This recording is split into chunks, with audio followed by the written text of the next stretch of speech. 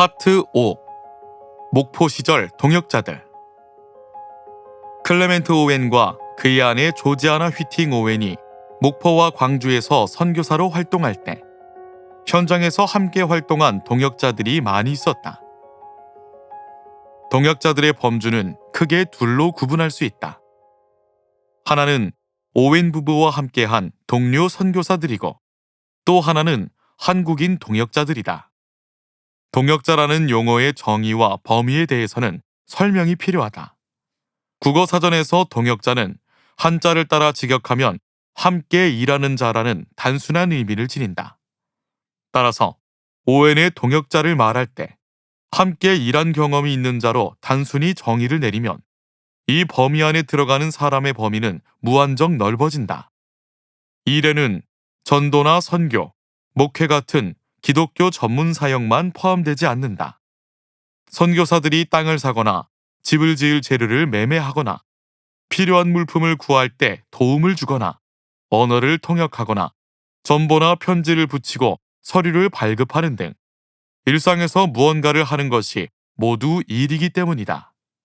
따라서 여기서는 이런 일상의 일에 함께했던 이들이 아니라 오웬이 전도 및 의료 선교사로 활동하는 과정에서 오웬과 같은 목적과 목표를 가지고 함께 참여한 이들을 동역자로 정의한다.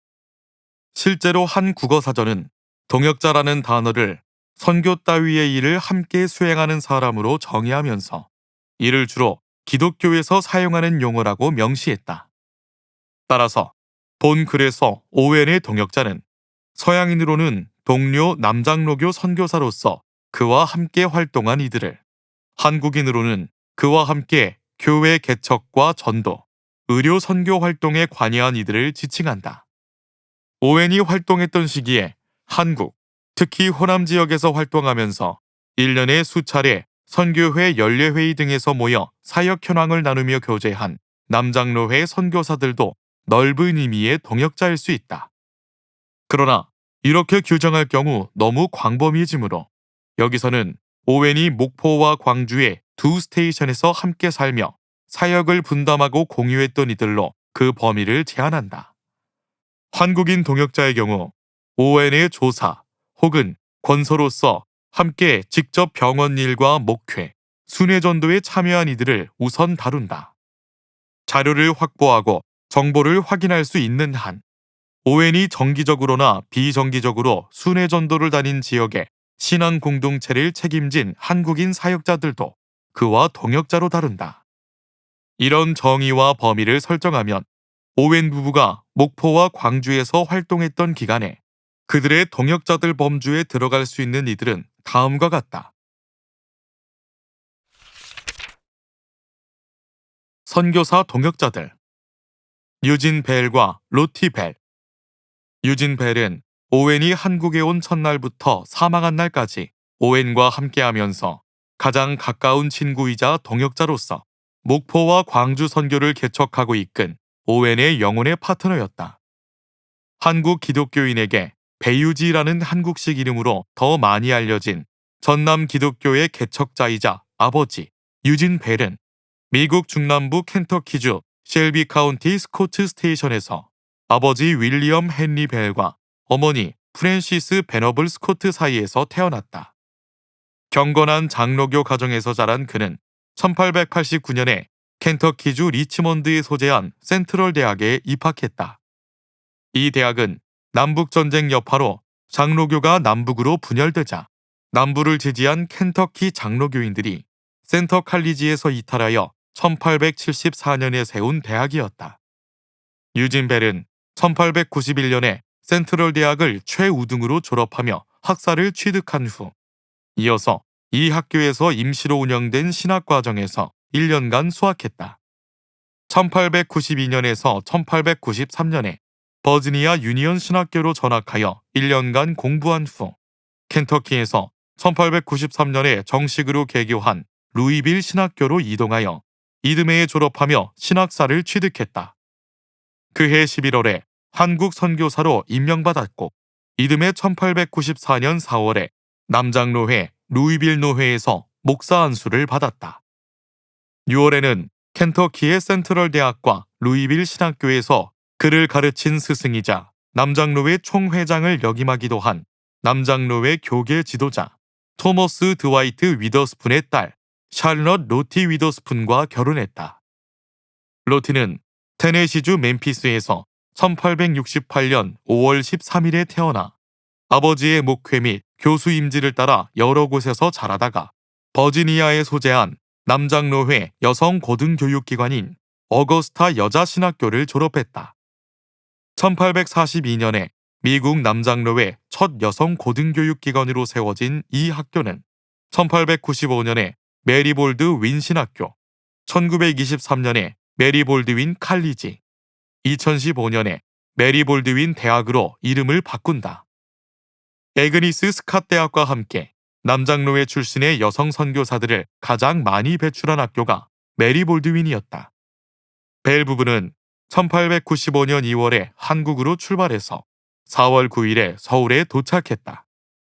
서울의 남장로회 선교사들의 처소인 딕시에서 머물던 이들은 이듬해 2월부터 아직 미개척지였던 호남의 남부, 즉 전남을 개척하는 역할을 맡았다. 그리하여 목포, 좌수영, 나주 등을 탐사하며 스테이션으로 적합한 곳을 물색하는 여행을 1897년 9월까지 지속하였고 우여곡절 끝에 11월이 되어서야 전남 지역의 첫 스테이션으로 목포를 확정했다. 그러던 와중 1896년 5월에 장남 헨리 베너블 벨이 태어났다. 벨 부부는 목포 개척을 준비하면서 오웬의 도착을 손꼽아 기다렸다.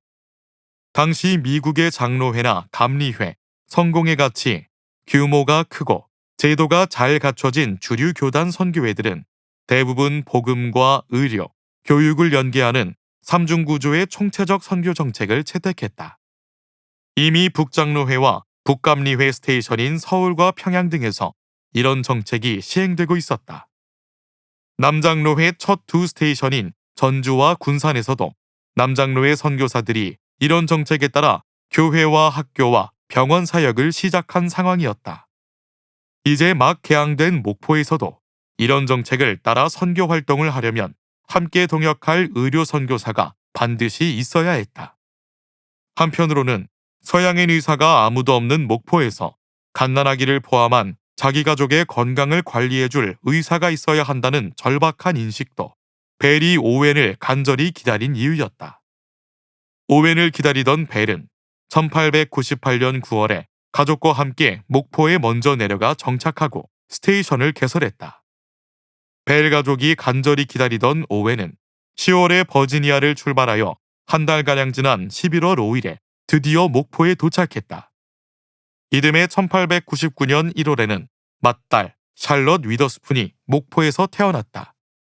그리고 23년 후인 1922년 샬럿은 교육 선교사로 한국에 온 윌리엄 린튼과 결혼하여 4대에 걸친 벨 린튼 선교사 가문이 탄생하게 된다.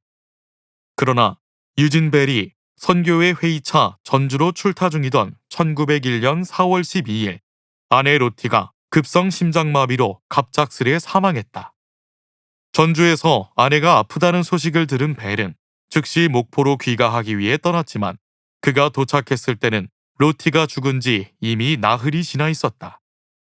목포에서 장례 준비는 오웬 부부가 맡았고 시신을 서울 양화진의 외국인 선교사 묘지로 운구할 때는 남장로회 전북 지역의 신임 선교사 윌리엄 불과 윌리엄 해리슨이 벨과 동행했다. 로티는 남장로회 선교사로서 한국에서 사망하여 양화진에 묻힌 첫 선교사였다. 충격을 받은 벨은 두 아이와 함께 본국으로 귀국했다.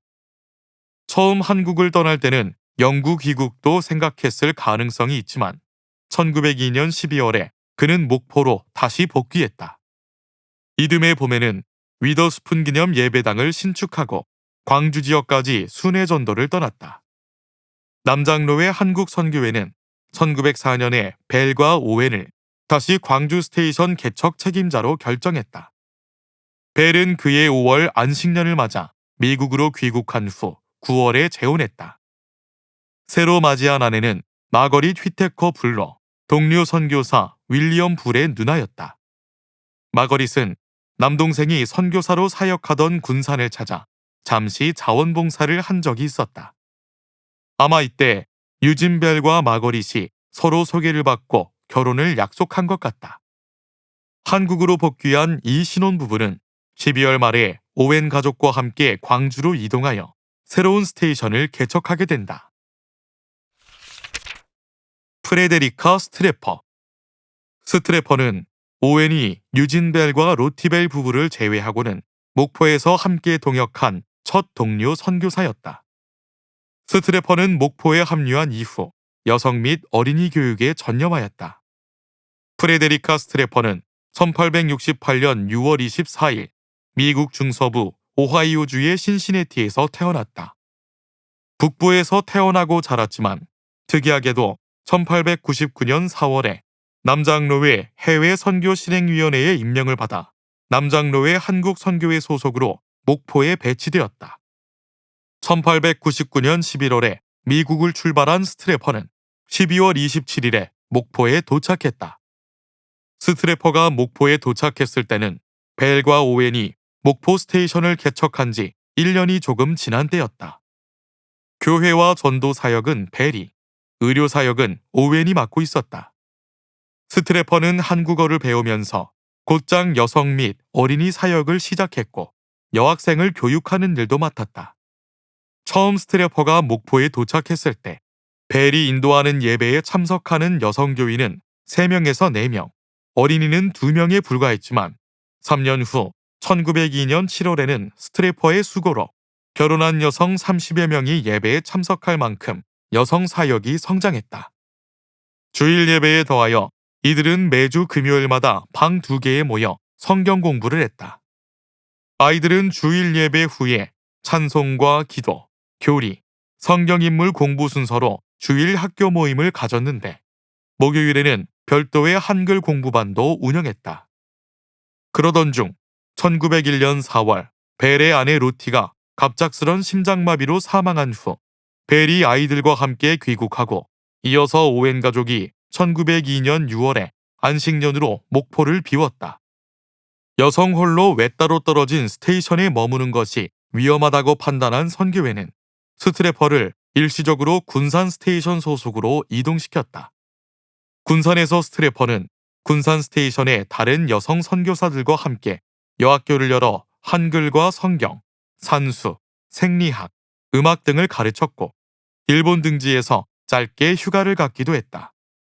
1902년 말에 벨이 다시 목포로 복귀하자 이듬해 1월에 스트래퍼도 다시 목포로 돌아왔다. 목포로 복귀한 스트래퍼는 군산에서의 경험을 살려 간이 공부방 형태의 목포 여학교 사역을 열었다. 1904년 9월에 열린 남장로회 한국선교회는 스트래퍼를 목포 여학교 책임자로 정식 임명했고 그의 여학생 수는 25명으로 늘었다. 오늘날 정명 여학교로 불리는 목포 여학교는 이렇게 시작되었다. 그러나 1904년 12월에 오웬 부부와 벨 부부가 광주 스테이션 개척을 맡아 광주로 이동하기로 결정되자 스트래퍼도 이들을 따라 광주로 이동해서 여성 주일학교를 관리했다. 1년 조금 더 지난 1906년 2월에는 스트래퍼의 여성 주일학교에 20명가량이 출석했고 6월에는 3배 이상 늘어 70명이 출석한다는 보고가 있었다. 스트래퍼는 1906년 5월에 한국을 떠나 모국으로 귀국했다. 이후 한국으로 돌아오지 않고 켄터키주 루이빌에 정착해서 여생을 보냈다. 존 페어맨 프레스턴과 애니 프레스턴. 유진벨과 클레멘트 오웬이 목포를 떠나 전남 내륙 스테이션 개척을 위해 광주로 떠나자 목포에 심각한 선교 사역 공백이 생겼다.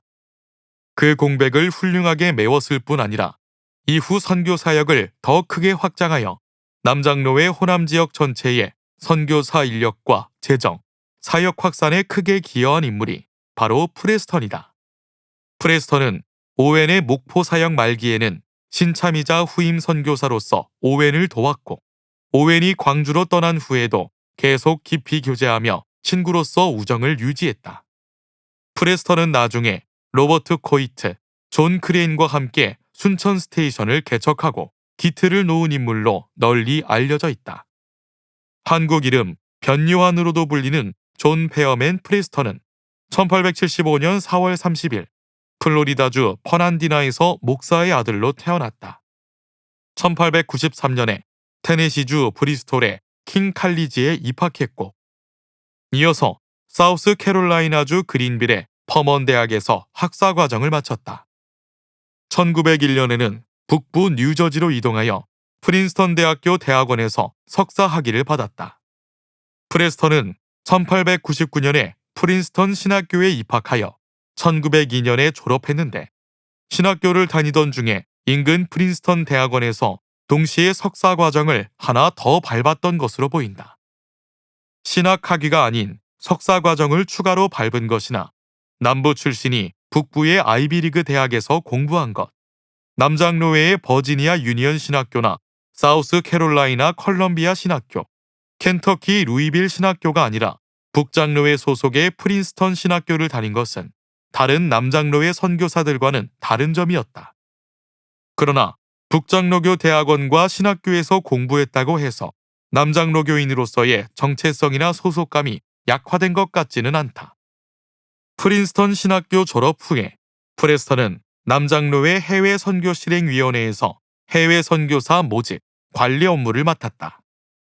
프레스턴이 실행위원회에서 근무하던 1902년부터 남장로회는 전진운동이라는 이름의 평신도 선교운동을 펼치기 시작했다.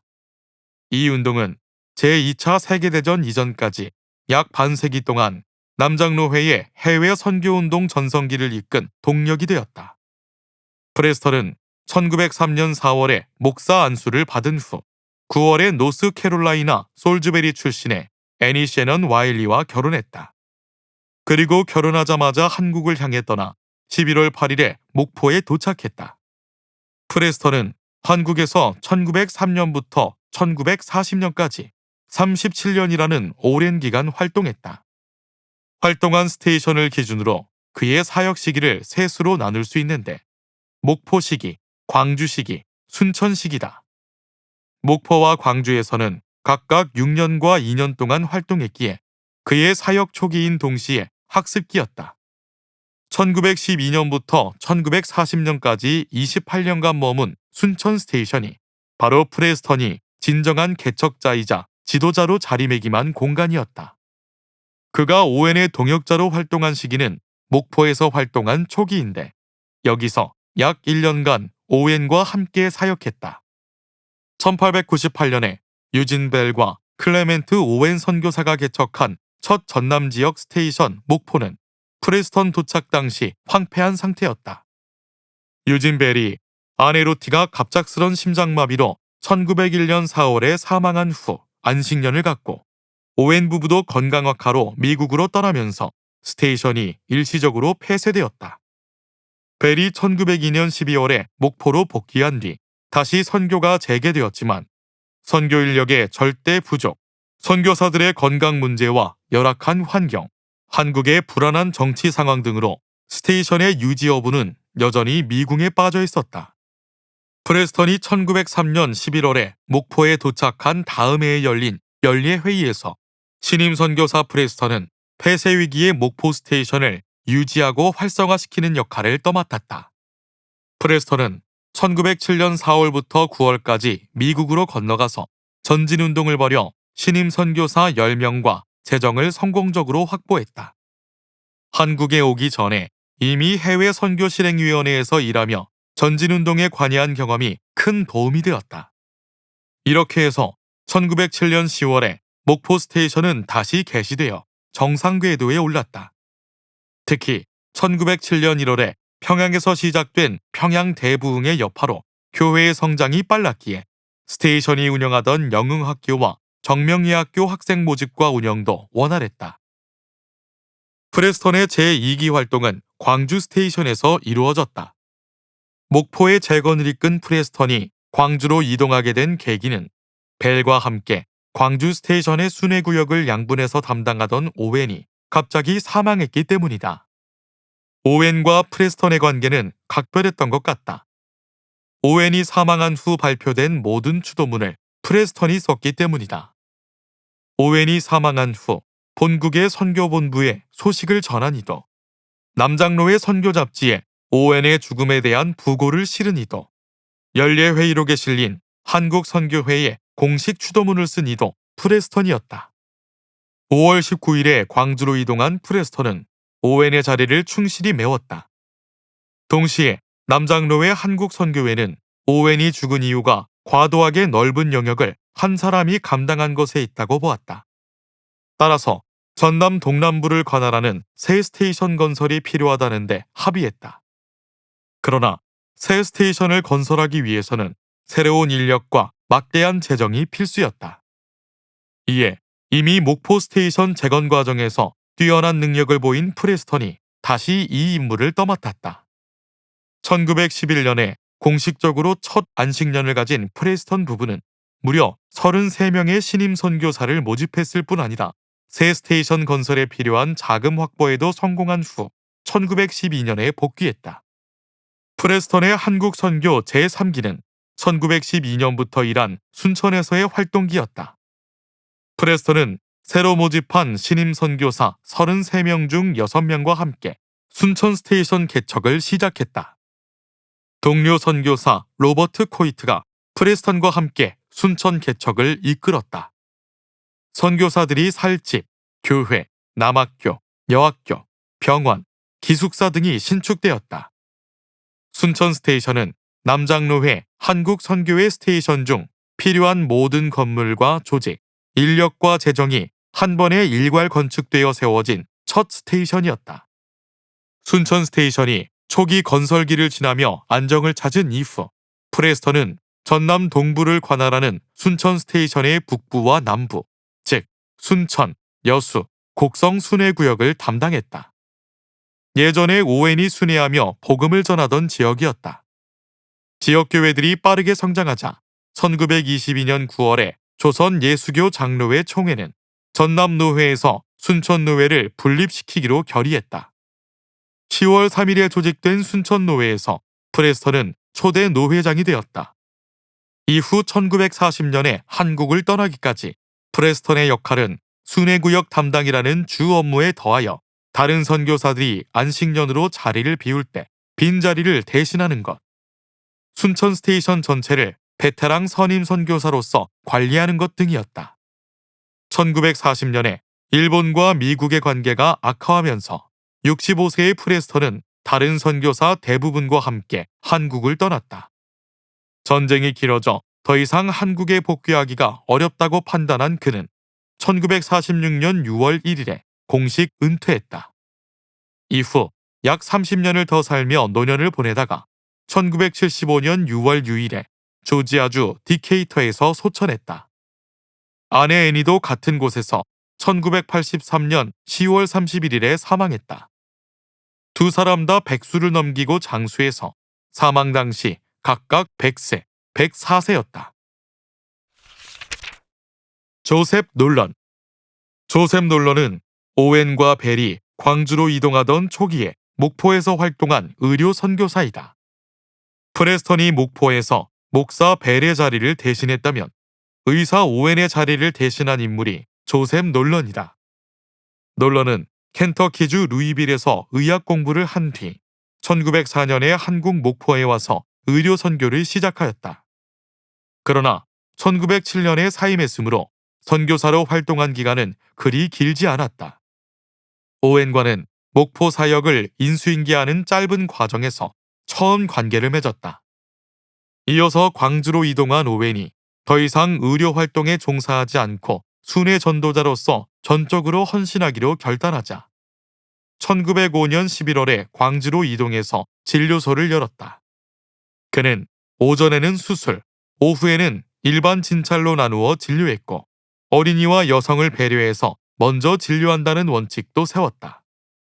그러나 목포와 광주 선교회 진료소의 열악한 환경과 과로, 빈약한 수입은 놀런의 선교사 소명을 뒤흔들어 놓을 만큼 심각했던 것 같다.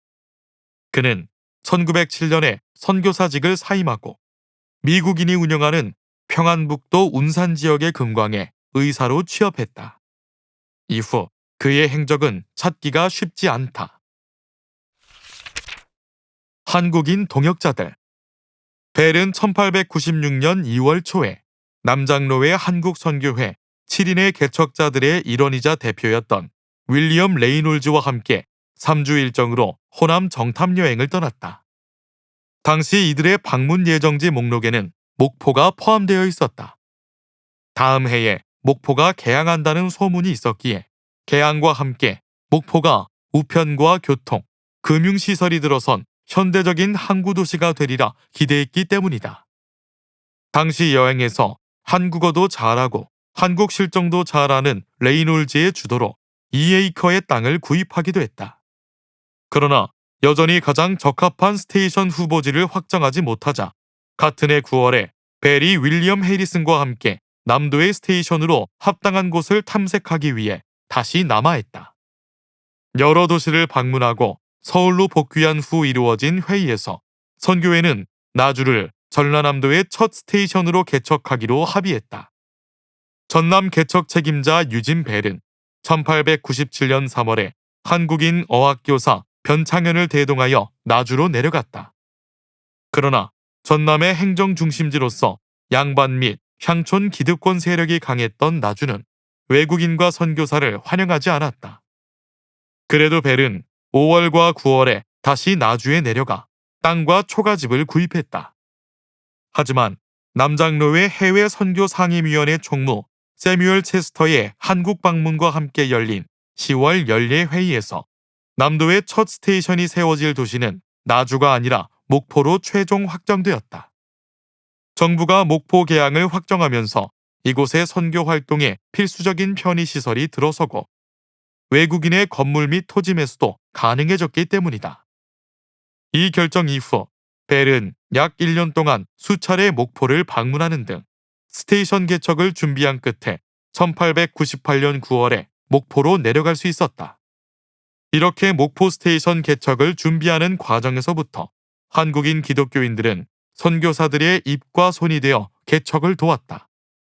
여기서 가장 중요한 인물이 변창현이었다.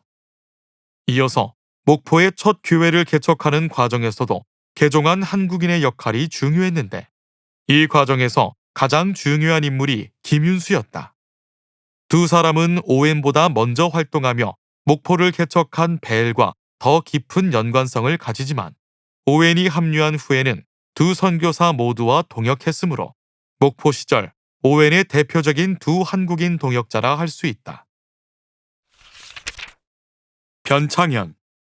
목포 스테이션 설립에 가장 큰 공을 세운 한국인 지도자 변창현은 호남 사람은 아니었다.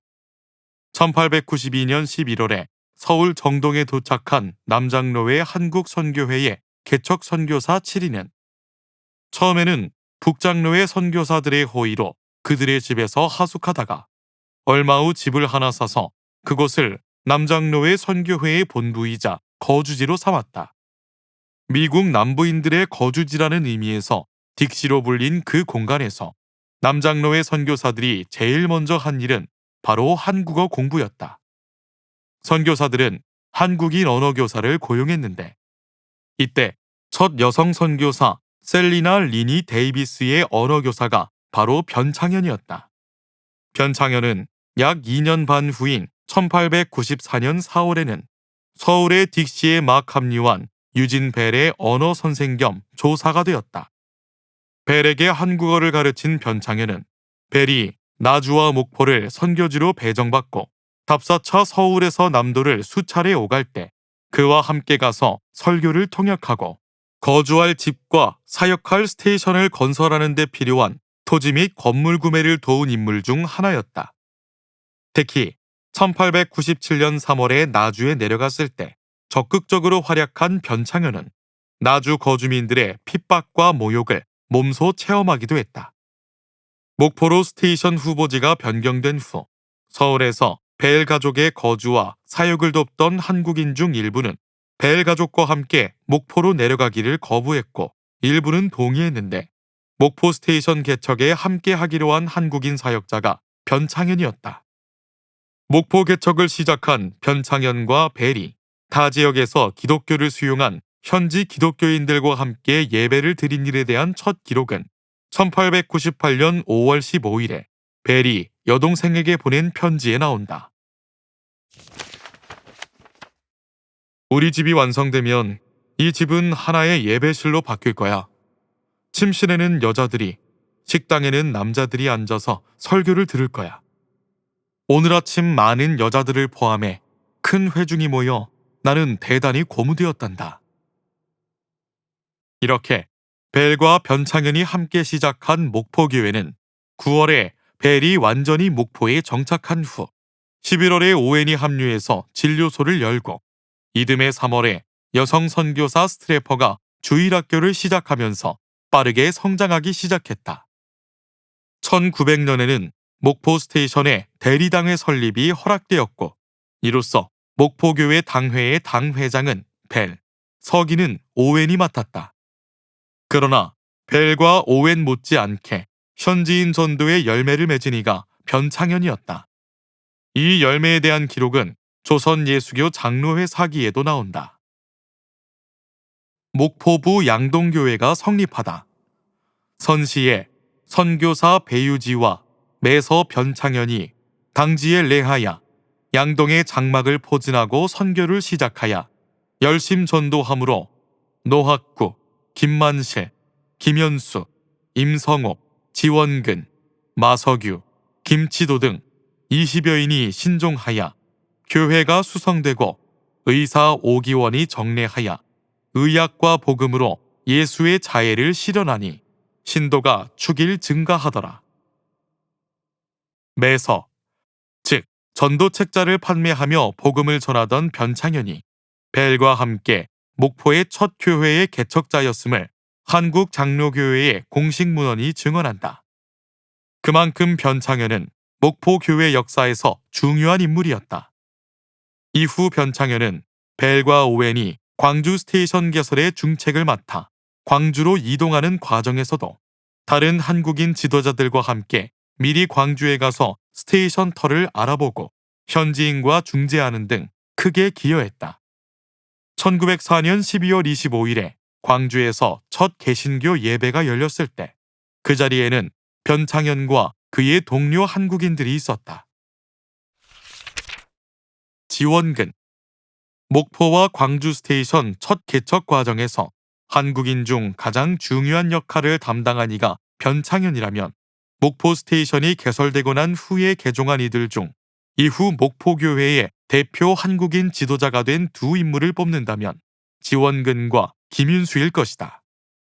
이 중 특히 지원근은 오웬이 목포에서 광주로 이동해서 활동하다가 사망할 때까지 그의 조사로서 오웬을 가장 가까이에서 도운 동역자였다.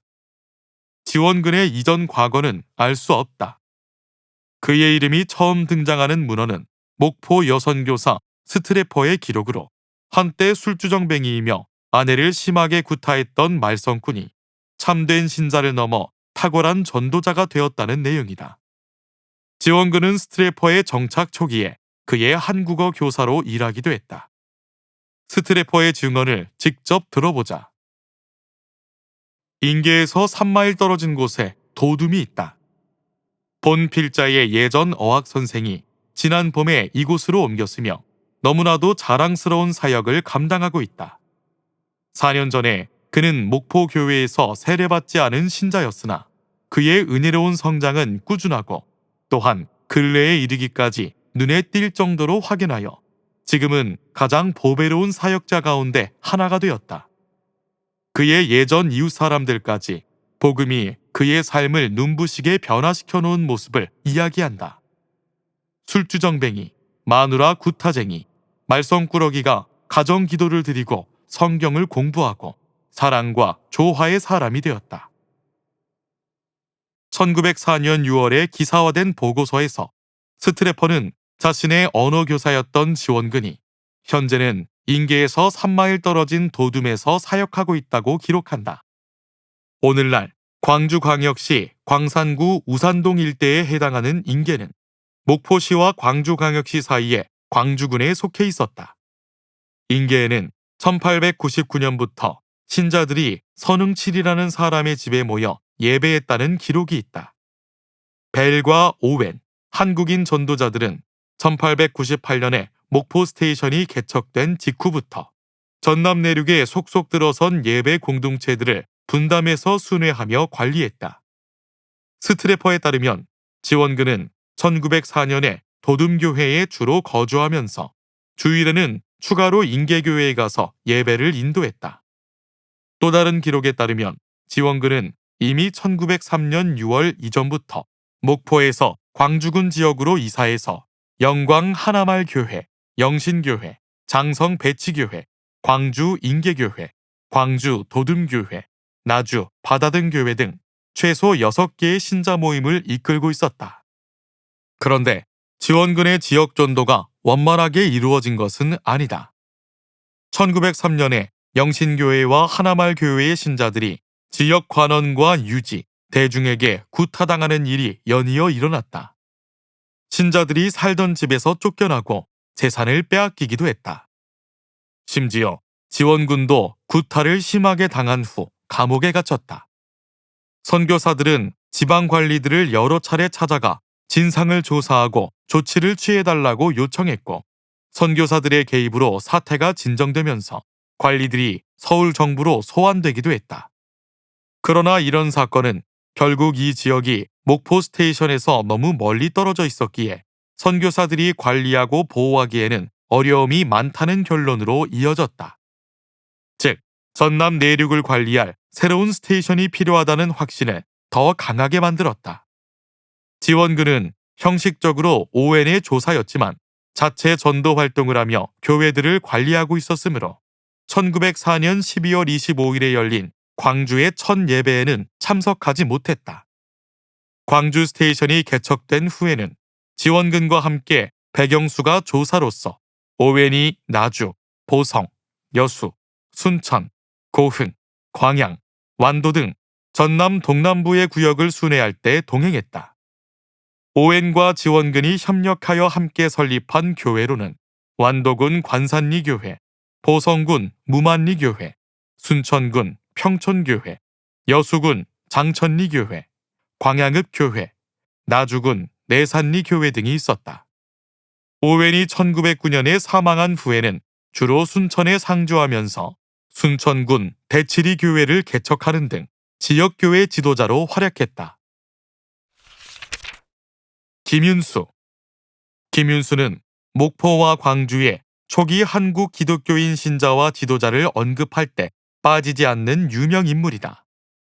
선교사들은 초기 목포 사역을 평가하면서 회심자를 단 한 사람밖에 얻지 못하였음에도 그 사역이 가치가 있었던 것은 그 회심자가 바로 김윤수였기 때문이라고 말하곤 했다. 1860년에 서울 계동에서 태어난 김윤수는 어린 시절 한문 사숙에서 천자문과 사서삼경 등 한학을 배우며 자랐다. 성인이 된 후 대한제국기 원산에서 총순으로 근무하던 그는 37세이던 1897년 10월에 목포로 발령을 받았다. 상당히 높은 경찰직이었지만 국제항이 된 목포에서 더 수지 맞는 장사는 술장사였다. 그는 양조장을 경영하며 상당한 돈을 벌었다.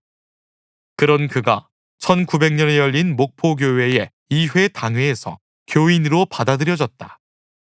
그의 회심에는 어머니의 손에 난 종기를 오웬이 치료한 사건과 벨에게 들은 설교가 영향을 끼쳤다. 윌리엄 레이놀즈는 김윤수에 대하여 다음과 같은 글을 남겼다.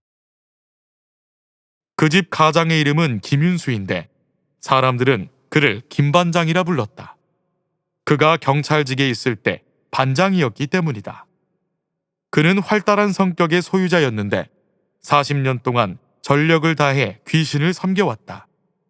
그는 양조장을 운영하면서 매일같이 밤새도록 노름을 했으며 기생을 사고 팔기도 하였다.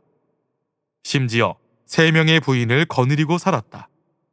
그가 원산에서 경찰 반장으로 있을 때 한 노름꾼을 무자비하게 때렸는데 그만 그 노름꾼이 사흘 만에 사망해버린 일이 있었다.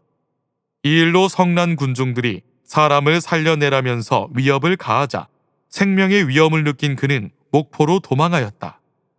그리고 목포에서 경찰반장으로 3년간 일한 후 직장을 잃고 양조장을 경영하였다. 그러던 중 배유지 선교사가 인도하는 모임에 참석했다가 그 자리에서 그리스도를 영접하게 되었다. 지금 그는 예수 믿는 일이 전라도 지사와도 바꾸지 않을 정도로 좋은 자리라고 힘있게 말하고 있다. 기독교 신앙을 마음으로 받아들인 그는 선교사들에게 학습을 요청했다. 그러나 술을 마시고 파는 양조장 운영이 죄악이라는 입장을 고수한 선교사들은 그에게 학습 주기를 거부했다. 그러자 김윤수는 양조장 운영을 깨끗이 포기하고 다시 학습을 신청했다. 세 번째 학습 문답에서 통과한 그는 이어서 세례를 받고 아내와 장모까지 교회로 인도했다. 1904년에 벨이 광주 스테이션을 개척하며 이동하는 과정에서 김윤수는 사실상 가장 크게 공헌한 인물이다. 그는 벨과 오웬보다 먼저 광주로 가서 양림동 일대의 부지를 매입했고 선교사들이 살 주택 2채를 짓는 일을 감독했다.